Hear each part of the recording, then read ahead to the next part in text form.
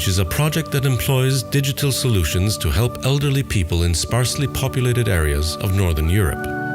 The project is a collaboration between partners from Sweden, Norway, Scotland, the Faroes, Northern Ireland and Shetland.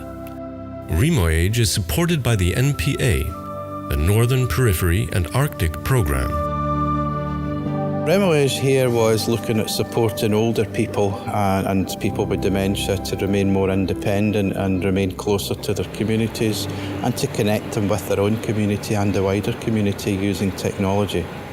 Here in Shetland, we chose an area of quite a remote island group, 3 islands at the north part of Shetland, one of which is the most northerly part in the UK, and we looked at trying to provide a range of telecare to support people there who are older, living in their own homes. We used mainly tablet technology, starting off with iPads in particular, training people how to use them and how to use the technology to provide support for them. We later found another tablet-based software which was called a My Ethel device, which allowed us to support a man on a small island, Fetler, where there was no social care support rather.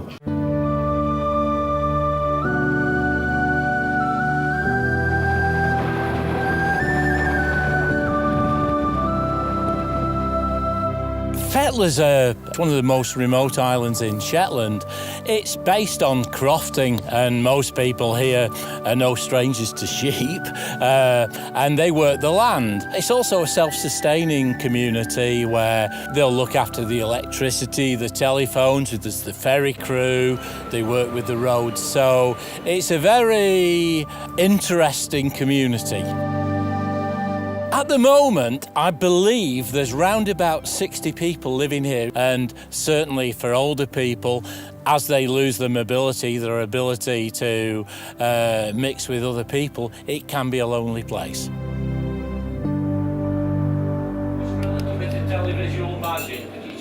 I became aware of Davy in July 2017, and this gentleman has Parkinson's disease as well. He has complex clinical medical needs.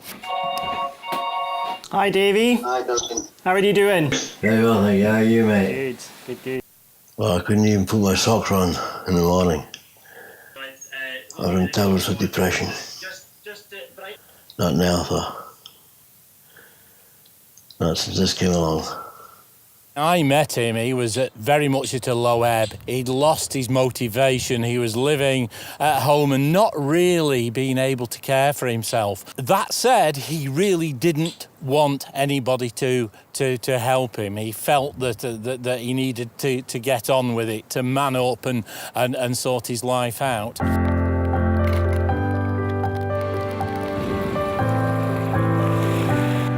Well, my life quality's gone up since I got Ethel here. It definitely has. Making contact with somebody else outside this island. It means I can get in contact with Graham any time of the day or night. What he realised once he engaged with us was that he re-engaged with life and his life changed. And to see him today, from a year on, I see a very different gentleman. I speak with him certainly Monday till Friday. Either myself or my assistant manager, Duncan from Isleshaven, will contact him usually in the morning. If Dave is worried about something, he'll contact us. Yes, I get all grumpy. We talk about daily life, what he's doing, what I'm doing. Over the weekend, we use another function of My Ethel, where he effectively reports in. Had we not engaged with him last year, I really do worry about how his life would be today, if indeed he had a life.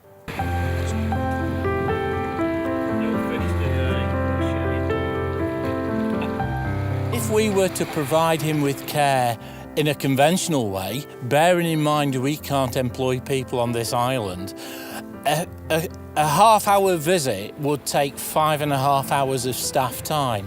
It would cost probably £250 a day to provide that. We can provide Davy with the same level of support, probably in a better way, using the MyEthel platform for a fraction of that cost.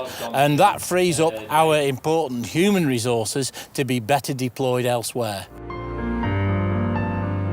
The project's now finished, but we're still continuing to use the technology that we were able to get through the project, which without the NPA support and funding, we wouldn't have been able to try out this different technology. RemoAge was the vehicle. It was the way we got to use MyEthel. Without RemoAge, we wouldn't be stood here today. I wouldn't be supporting Davy Chalmers. It was a way of us accessing and being able to test technology in a relatively safe way, in a safe environment.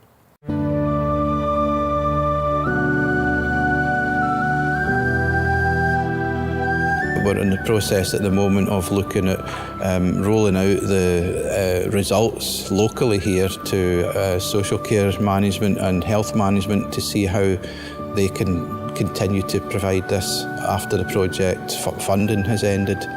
So at the moment it's looking quite hopeful. The management are very interested in it. They're very sort of impressed by what has been happening in the project, and it looks as though they're going to continue to fund it.